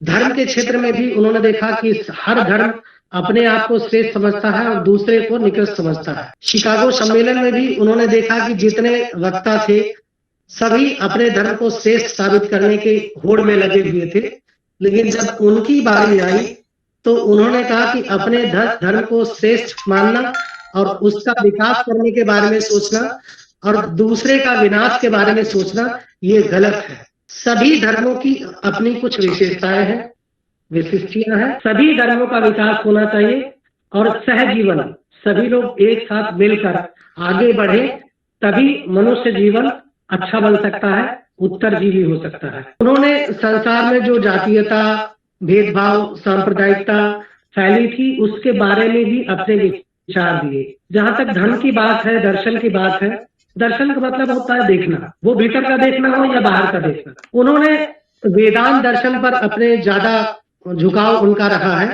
वेदांत का मतलब होता है उपनिषद। उपनिषद ने हमेशा, सभी उपनिषद जितने उपनिषद हैं सबका एक ही उद्घोष है कि ईश्वर और परमात्मा एक है, सिर्फ परमात्मा ही है, बाकी नहीं है। बाकी जो भी भासता वो सिर्फ भासता है, सत्य नहीं है। सभी धर्मों का सत्य परमात्मा ही है, शेष कुछ भी नहीं है। यानी कि उन्होंने अनेकता में एकता की बात कही। उनको पूरे संसार की, धर्म की, मनुष्य के जीवन की इतनी ज्यादा चिंता थी कि उन्होंने अपने स्वास्थ्य की भी चिंता नहीं की। इसीलिए उनका स्वास्थ्य धीरे धीरे खराब होता गया और 39 वर्ष की उम्र में ही उनका शरीर छूट गया। वो स्वामी रामकृष्ण के थे। रामकृष्ण परमहंस के बारे में सभी को पता है कि वो साधिष्ट और सत्य को उपलब्ध व्यक्ति थे। और जब विवेकानंद जी की मुलाकात उनसे हुई, पहले तो उनका नाम नरेंद्र नाथ दत्त था और रामकृष्ण परमहंस जी ने उनको ये नाम दिया स्वामी विवेकानंद। फिर वो उन्हीं के पथ पर चलते रहे। उनके भीतर बहुत ज्यादा ऊर्जा थी उनकी स्मरण शक्ति बहुत अच्छी थी। मैंने कहानी सुनी है कि एक बार वो एक नाव पर जा रहे थे, उसमें कुछ लोग सवार थे, तो उसमें नाव पे दो लोग आपस में झगड़ा कर रहे थे, लेकिन जिस भाषा में वो झगड़ा कर रहे थे वो विवेकानंद जी को वो भाषा नहीं आती थी। तो नाव जब तक चलती रही वो उनकी बात सुनते रहे, लेकिन चूंकि उनको भाषा नहीं आती थी तो उनको समझ में नहीं आया कि आपस में किस बात पे झगड़ा कर रहे हैं। जब नाव दूसरे किनारे पे पहुंची तो जो वो दो लोग झगड़ा कर रहे थे उनका मालिक जब वहां मिला तो उससे मालिक ने पूछा दोनों से, तो दोनों अपने आप को सही और दूसरे को गलत बताने लगे। तो तीसरे व्यक्ति यही थे, विवेकानंद जी उनसे पूछा क्या बात है, तो विवेकानंद जी ने कहा कि अब इस पे कौन सही है कौन गलत है ये तो मैं नहीं बता सकता, लेकिन ये लोग जो बोल रहे थे वो मैं बता सकता हूँ।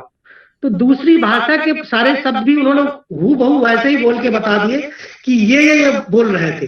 तब उनका मालिक समझ गया किसकी गलती थी किसकी नहीं थी। इतनी अच्छी स्मरण शक्ति उनकी थी। इन्हीं सारी विशेषताओं के कारण उनके शरीर छोड़ने के बाद वर्ष 1985 में देश ने उनके नाम पर राष्ट्रीय युवा दिवस की घोषणा की। तब से प्रतिवर्ष हम लोग उनकी जयंती 12 जनवरी को राष्ट्रीय युवा दिवस के रूप में मनाते हैं। राष्ट्रीय युवा दिवस ही नहीं, पूरे सप्ताह को राष्ट्रीय युवा सप्ताह के रूप में भी मनाते हैं। और उस 12 जनवरी के युवा उत्सव का आयोजन किया जाता है, जो युवा और खेल मंत्रालय भारत सरकार के 2 पहले लखनऊ में था, बहुत भव्य और सफल किया गया था। कल पौंडीचेरी में था, लेकिन कोरोना संक्रमण के कारण उसको उनकी विशेषता थी स्वामी विवेकानंद जी की, उनके विचार, उनकी भावनाएं और उनकी जो देशना है, वो उनका जो दर्शन है, उसकी प्रासंगिकता आज ही नहीं, जब तक मनुष्य जीवन रहेगा तब तक उसकी प्रासंगिकता रहेगी। सभी बच्चों को राष्ट्रीय युवा दिवस की बधाई, शुभकामनाएं। बच्चे बहुत है, अभी मैंने एक बच्ची को सुना, काफी अच्छा बोल रहे हैं। प्राचार्य मैडम को बहुत बहुत धन्यवाद, मनमीत कौर जी को बहुत बहुत धन्यवाद, मुझे आमंत्रित किया। मुझे थोड़ा समय की आवश्यकता रहती है, इसलिए पुनः क्षमा चाहूंगा। धन्यवाद। बहुत बहुत धन्यवाद सर, आपने इतनी व्यस्तता के बीच में भी हमारे इस छोटे से कार्यक्रम के लिए इतनी सहजता से अपनी स्वीकृति दी और कार्यक्रम के बीच से आपने समय निकाला, इसके लिए महाविद्यालय परिवार आभार आपका व्यक्त करता है। और आपने क्योंकि सर आप भी दर्शन के विद्यार्थी रहे हैं, ये आपने मुझे अवगत इससे कराया था, तो आपने एक दार्शनिक दृष्टिकोण से विवेकानंद जी के विचारों की, विवेकानंद जी के जीवन की जो व्याख्या की है वो भी बच्चों ने उससे भी कुछ सीखा होगा। और सही बात है, दर्शन जो देखने की बात है, देखना आंतरिक और बाह्य दोनों तरह से है, और किस तरह से उन्होंने आंतरिक और बाहरी दोनों जीवन की समृद्धता कैसे हो सकती है और किस तरह से सामाजिक समरसता बनाते हुए किसी भी धर्म को हे दृष्टि से ना देखते हुए सबको एक साथ लेकर चलने की, विश्व बंधुत्व की या अंतरराष्ट्रीयता की भावना की हम बात कह सकते हैं, जो उनके विवेकानंद जी के आचरण में थी, वो पूरे विश्व के लिए एक प्रकार का उदाहरण है। तो आपने इतना समय दिया उसके लिए आपका बहुत बहुत एक बार फिर से आभार सर। और अब मैं अगली प्रतिभागी स्मिता सिंह को इस वर्चुअल प्लेटफॉर्म पर इनवाइट करूंगी। स्मिता सिंह अपने विचार। परम आदरणीय अतिथि महोदय, सम्मानित प्राचार्य एवं मेजर डॉक्टर मनमीत कौर सोडी मैम, सभी शिक्षिकाएं, मेरे प्यारे साथियों, जैसा आप सभी लोग जानते हैं कि अभी बहुत सारे लोगों ने स्वामी विवेकानंद जी के बारे में बताया कि कब उनका जन्म हुआ, कब मृत्यु हुई, वो सभी को मालूम है। मैं उनके कुछ विचारों को, जो मुझे बहुत ही ज्यादा, वैसे तो विवेकानंद जी एक ऐसी हस्ती थे जिनके सारे विचार हम युवाओं क्या सभी नागरिकों के लिए बहुत ही ज्यादा प्रेरणादायक हैं, जिन्हें हम सबको मानना चाहिए, उन्हें आदर्श बनाना चाहिए। तो मैं उनकी कुछ बातों को यहाँ पर रखना चाहूंगी जो कि मुझे बहुत ही अच्छी लगी हैं। जैसे कि स्वामी विवेकानंद जी ने कहा है कि जो हमारे देश के युवा हैं, युवाओं में इतनी शक्ति है, वो अनंत शक्ति है कि वो कुछ भी कर सकते हैं। उन्होंने कहा है कि जो ये कहता है कि ये हमारी किस्मत थी, उन्होंने कहा ये बहुत मतलब कि बहुत बड़ा, अपने आप को कमजोर समझना ये बहुत बड़ा पाप है, या किसी दूसरों को कमजोर समझना बहुत बड़ा पाप है। हमारे अंदर अनंत शक्तियां हैं, बस जरूरत है कि उसको पहचानने की। हमारे युवाओं में इतनी अनंत शक्ति है, असीम शक्ति है कि वो कुछ भी कर सकते हैं, काल की चाल को भी बदल सकते हैं। और जैसे उन्होंने कहा है कि हम एक लक्ष्य बनाएं अपने जीवन में, हमें आना चाहिए और जीना चाहिए। हमें उस लक्ष्य को हमारे मस्तिष्क, मांसपेशियों, शरीर के हर हिस्से में उसको बैठा लेना चाहिए, और जब तक वो लक्ष्य हमारा पूर्ण ना हो तब तक हमें रुकना नहीं चाहिए। और जैसे कि विवेकानंद जी ने एक और बात कही है, जैसे आज हम युवाएं, जितने भी युवा हैं, ये सोचते हैं कि अगर किसी भी मार्ग पर चलते हैं, थोड़ी सी कठिनाई आती है तो हमारे दिमाग में आता है कि कहीं ऐसा तो नहीं कि हम गलत रास्ते पे चल दिए हैं, शायद इसलिए हमें इतनी मुश्किलें आ रही हैं। लेकिन यहाँ पर विवेकानंद जी ने कहा है कि यदि किसी दिन आपके रास्ते में कोई भी कठिनाई नहीं आती है तो समझ लीजिए कि आप गलत रास्ते पर जा रहे हैं, क्योंकि उनका मानना है कि कोई भी सही रास्ता आसान नहीं होता है। हर सही रास्ते में बहुत सी कठिनाइयां आती हैं, और उन कठिनाइयों को पार करके ही हम अपने लक्ष्य को प्राप्त कर सकते हैं।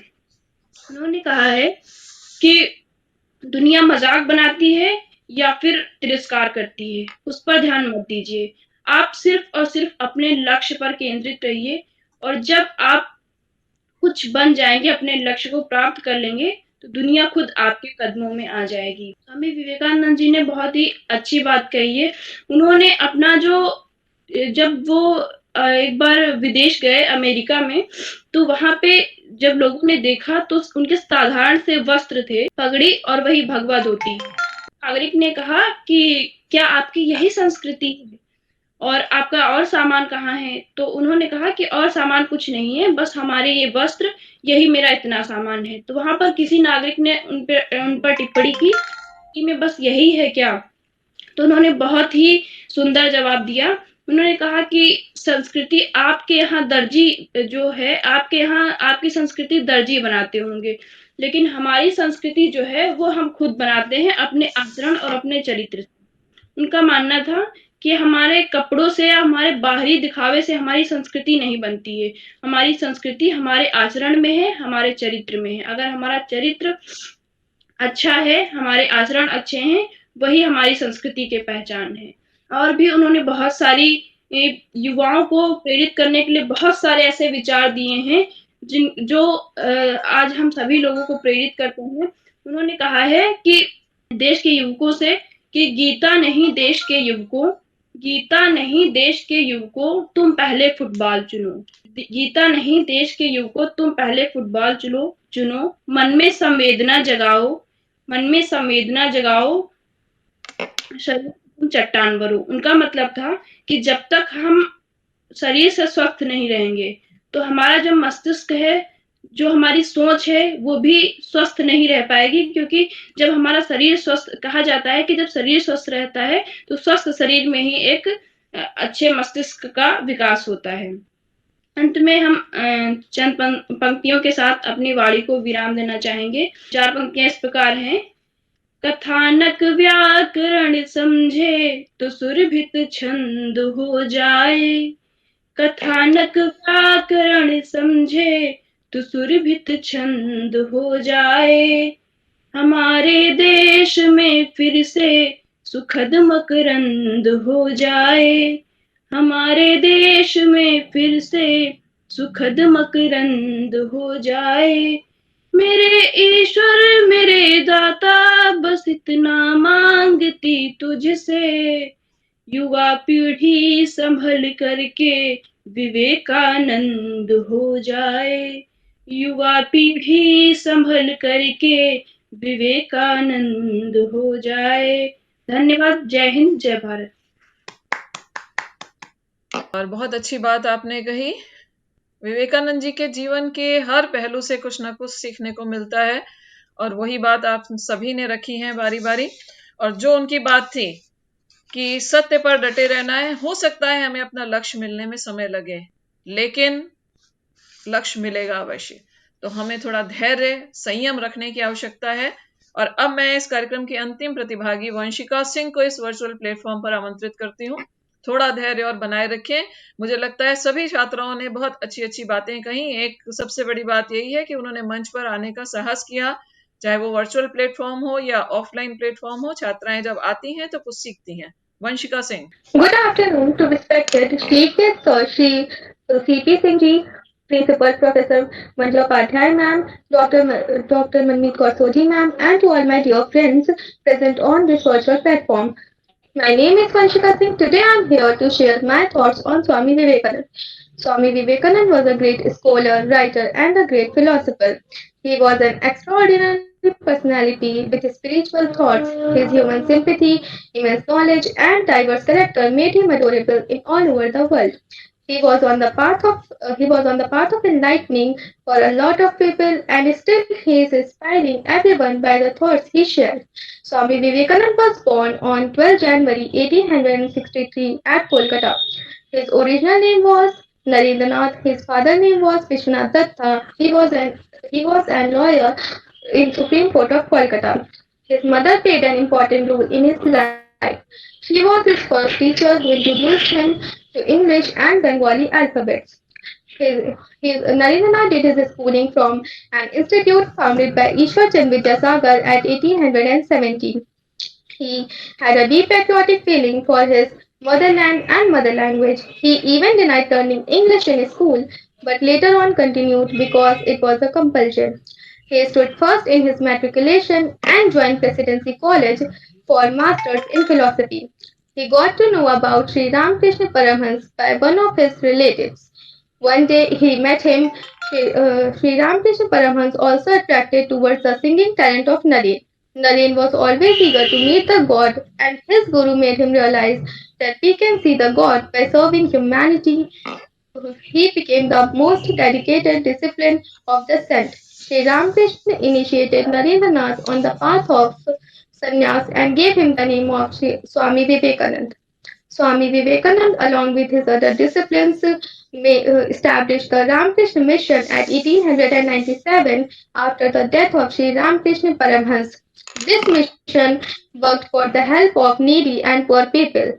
He was appreciated a lot for his thoughts, and many people joined Sri Ramakrishna Mission. His teachings were based on Upanishads and Vedas. He was a great source of energy and motivation. He believed that we could only serve God by serving humanity. He died on 4th July 1902. He is not an inspiration in India but in the whole world. Swami Vivekananda is a source of knowledge for all of us. Thank you and have a good day. Thank you Vanshika. और इसी के साथ आज जो छात्राओं के द्वारा युवा संवाद होना था स्वामी विवेकानंद जी के जीवन दर्शन और वर्तमान में उसकी प्रासंगिकता पर, वो यहीं पर समाप्त होता है। और जैसा कि आप सभी ने बताया, मैं सबको समअप करती हूँ अब इस तरह से। जब शुरुआत हमने की थी तो इसी बात से थी कि आज आजादी का अमृत महोत्सव मना रहे हैं, हम सभी 75वीं वर्षगांठ मना रहे हैं। और वर्षगांठ के अवसर पर हम सबको इस संकल्प लेने की आवश्यकता है, और ये खास तौर से 75वीं वर्षगांठ इसीलिए मनाई जा रही है। और गत 12 मार्च से कार्यक्रम आरंभ किया गया था, दांडी मार्च के दिन से, कि पूरे वर्ष भर इस तरह के कार्यक्रम आयोजित किए जाएं कि जो भारत का युवा है, भारत के जन जन तक उन सभी स्वतंत्रता संग्राम सेनानियों के जीवन से अवगत कराया जा सके, उनको उनके जीवन से सभी प्रेरणा ले सकें, क्योंकि हम सभी ने आजादी की लड़ाई में भाग नहीं लिया। हम खुशकिस्मत हैं कि हमको एक आजाद भारत में जन्म लेने का और यहाँ पर सांस लेने का, यहाँ पर कार्य करने का अवसर प्राप्त हुआ है। लेकिन हमारी सोच वहां तक जानी चाहिए कि जब भारत पराधीन था तो उस स्थिति में किस किस प्रकार से संग्राम करने पड़े, कितने संघर्ष करने पड़े इस स्वतंत्रता और स्वाधीनता को पाने के लिए। तो अब जैसा कि माननीय प्रधानमंत्री जी ने भी कल जब युवा महोत्सव का उद्घाटन किया तो उन्होंने भी युवाओं का यही आह्वान किया है कि हमको सभी को मिलकर के जो 100वीं वर्षगांठ है उसकी तैयारी अभी से करनी चाहिए। और उसकी तैयारी के अंतर्गत हमें सब क्या करना है, तो ये जीवन के जो 25 वर्ष हैं ये पूरे देश की दशा और दिशा बदलने के लिए बहुत ही महत्वपूर्ण है। हमको आत्मनिर्भरता की दिशा में प्रयास करना है, क्योंकि एक सही मायने में देशभक्ति केवल और केवल भारत माता की जय के नारे लगा करके नहीं होती, केवल झंडा लहराने से नहीं होती। देशभक्ति हमारे प्रत्येक कार्य में जाहिर होनी चाहिए। हम देश के प्रति कितने समर्पित हैं, हम देश की सेवा के लिए किस किस स्तर पर, क्योंकि प्रत्येक नागरिक की भूमिका होती है किसी भी देश के विकास में। ऐसा हम नहीं कह सकते कि देश का विकास केवल प्रशासन की जिम्मेदारी है, देश की सुरक्षा की जिम्मेदारी केवल सीमा पर लगे सिपाहियों की है, बल्कि देश की सुरक्षा और विकास की जिम्मेदारी प्रत्येक नागरिक की है। और वो किस तरह से हम निभा सकते हैं कि हम जिस स्तर पर भी हैं, जिस भी जगह पर हैं, समाज में जो भी स्थान हमें मिला है, वहां की जिम्मेदारी, वहां के कर्तव्यों का निर्वहन अगर हम पूरी निष्ठा के साथ करते हैं तो हम एक सच्चे देशभक्त हैं। और उसी दिशा में बहुत जल्दी ही आपको मालूम है कि मतदान की तारीख भी पास आ रही है, तो हम सबका सबसे पहला कर्तव्य क्या होता है कि हम सभी मतदान अवश्य करें। हम वोटर लिस्ट में अपना नाम जुड़वाएं जो 18 वर्ष के हो गए हैं, और उसके बाद मतदान करें, क्योंकि मतदान एक जिम्मेदारी है। उस जिम्मेदारी से हम अपने देश के लिए, देश के का प्रतिनिधित्व ऐसे हाथों में सौंपते हैं जिसको हम उसके लिए लायक समझते हैं, उचित समझते हैं, जो हमारे देश के लिए नीतियों का निर्धारण करता है। क्योंकि वो नीतियां ही निर्धारित जब हो जाती हैं, और कई बार ऐसा ही होता है कि हम केवल और केवल दोषारोपण कर रहे होते हैं कि हमारे देश में ये खराब हो रहा है और वो खराब हो रहा है, लेकिन जब हमारी जिम्मेदारी का वक्त आया था तो हमने उस दिन मतदान नहीं किया था। तो सबसे पहली जिम्मेदारी यही है कि हमें मतदान करना है। फिर जैसा कि इस समय भारत सरकार के द्वारा बहुत सी घोषणाएं की गई हैं, जिसमें आत्मनिर्भरता की दिशा में प्रयास करना है, स्टार्टअप के लिए, युवाओं के लिए बहुत से कौशल विकास के लिए योजनाएं बनाई गई हैं, उन सभी में सक्रिय भागीदारी करनी है। लोकल फॉर वोकल, इसको अपने जीवन में लागू करना है। जो स्वच्छता है, इसको अपने जीवन का मंत्र बनाना है, अपने लाइफ स्टाइल में इसको लाने की कोशिश करनी है। और साथ ही साथ जैसा कि प्रधानमंत्री जी ने भी कहा था, मुझे ये बात बहुत अच्छी लगी कि युवा जितना अधिक पढ़ेंगे और जितना अधिक लिखेंगे, उतना ही अपने इतिहास को समृद्ध कर पाएंगे। क्योंकि हम सब जानते हैं कि कहीं ना कहीं हमारे सामने हमारा पूरा इतिहास जो है वो सही रूप में नहीं आ पाया, और उसके पीछे कमी क्या थी, क्योंकि सही तरीके से हमारे सामने के द्वारा लाया भी नहीं जा सका, हमारे सबके समक्ष वो आ नहीं सका। तो ये खोज करने की जिम्मेदारी हम सबकी है, तभी हम अपने इतिहास को सही रूप में सबके सामने ला पाएंगे और विश्व स्तर पर जो है वो उसका लोहा मनवा पाएंगे। और साथ ही साथ अपनी सामर्थ्य को पहचानना होगा, जो कि विवेकानंद जी की सोच थी, जो उन्होंने अपने जीवन में बातें कही, क्योंकि उनका दृष्टिकोण अत्यंत व्यापक था और इसकी आज बहुत जरूरत है। बहुत सारी संकुचित सोच के कारण समस्याएं हो जाती हैं। हम केवल अपने आप को श्रेष्ठ बताने की होड़ में दूसरे को निम्न कोटि का बताते हैं, और यही संकुचित दृष्टिकोण बहुत सारी समस्याओं को जन्म देता है। तो जो उन्होंने इतनी व्यापक दृष्टिकोण का उदाहरण हमारे सामने रखा है, जो उनकी भावना में अंतर्राष्ट्रीयता की भावना थी, उस भावना को अपने अंदर लाने की आवश्यकता है। जो सामाजिक बुराइयां आज हैं, उन सामाजिक बुराइयों के प्रति भी उन्होंने, विवेकानंद जी ने बहुत कार्य किए। हम सबकी भी यही जिम्मेदारी है। हम मुंह नहीं मोड़ सकते कि अगर पास पड़ोस में कुछ ऐसा हो रहा है, क्योंकि वो हमारे जीवन से सीधा संबंधित नहीं है, इसलिए हमारा उससे कोई लेना देना नहीं है। ये हमारा कर्तव्य नहीं है।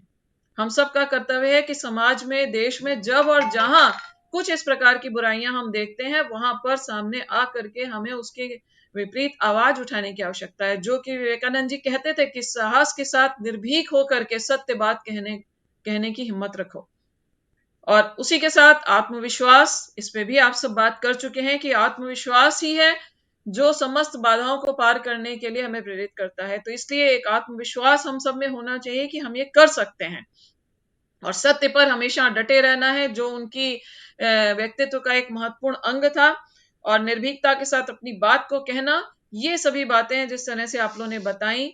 और साथ ही साथ मान लो तो हार है और ठान लो तो जीत है, यानी मन जीते जग जीत। अगर आपका मन से आप जीते हैं, मन से आप युवा हैं, जो आप लोगों ने भी बात कही ना कि युवा केवल उम्र से नहीं होता, युवा मन से होता है। जैसे हम सब कहते हैं ना कि दिल में तो बच्चा हमेशा जिंदा रहना चाहिए, तो वो बात केवल इसीलिए होती है कि हमको अपनी सोच को शांत नहीं कर देना है कि नहीं अब हमने अपनी जिंदगी जी ली, अब हमें कुछ नहीं करना। जो युवा हैं उनके पास शारीरिक बल है, तो वो शारीरिक बल से उस कार्य को करें। जो अनुभवी हैं, जो जिनकी उम्र हो गई है, जो वृद्ध हैं, वो अपने अनुभव से युवाओं को लाभान्वित करें, और इस तरह से कड़ी से कड़ी बनाएंगे तो मिल करके हम सभी इस राष्ट्र के उत्थान में अपना योगदान दे सकते हैं, और जो एक भारत श्रेष्ठ भारत का स्वप्न है, उस स्वप्न को साकार कर सकते हैं।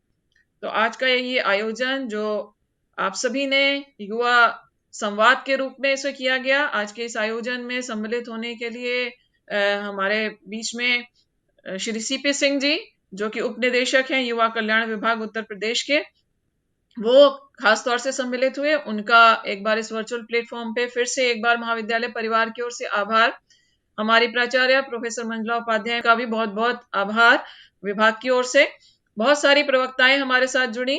मैं डॉक्टर संगीता कोतवाल भी और डॉक्टर प्रियंका त्रिपाठी विभाग से, दर्शन शास्त्र विभाग से हमारे साथ हैं, आपका भी बहुत बहुत धन्यवाद। डॉक्टर राधा शर्मा जो कि लखनऊ के बाहर हैं लेकिन फिर भी महाविद्यालय परिवार का हिस्सा हैं, मानकर उन्होंने अपने विचार भी व्यक्त किए।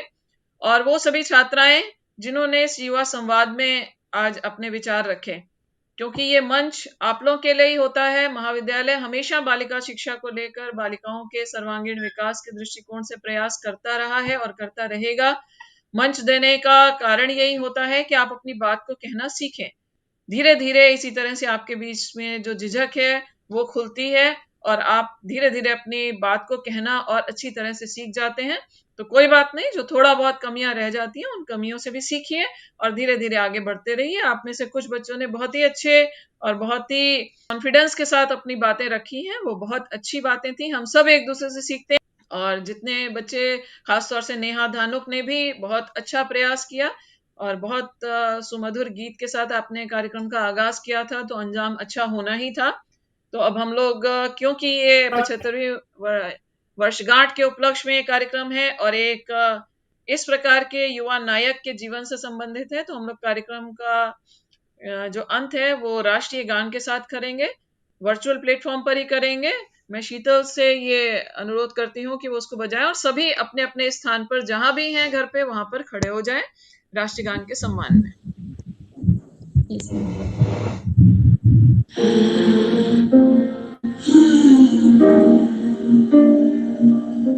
जनगण मन अधिनायक जय हे भारत भाग्य विधाता। पंजाब सिंध गुजरात मराठा द्राविड़ उत्कल बंग, विंध्य हिमाचल यमुना गंगा उच्छल जलधि तरंग। तब शुभ नामे जागे, तब शुभ आशीष मांगे। गाहे तब जय गाथा, जनगण मंगल दायक जय हे भारत भाग्य विधाता। जय हे जय हे जय हे, जय जय जय जय हे। भारत माता की जय। भारत माता की जय। भारत माता की जय। जय। और इसी के साथ अब इस कार्यक्रम का समापन होता है। आप सभी को बहुत बहुत शुभकामनाएं। इसी तरह से अपने जीवन में सदा कुछ अच्छा सोचते रहिए, अच्छा करते रहिए, अपना लक्ष्य निर्धारित करिए और उस लक्ष्य पर हमेशा अपना ध्यान केंद्रित रखिए। खुश रहिए, अपना ध्यान रखिए। जय हिंद मैम। जय हिंद मैम। जय हिंद बेटा।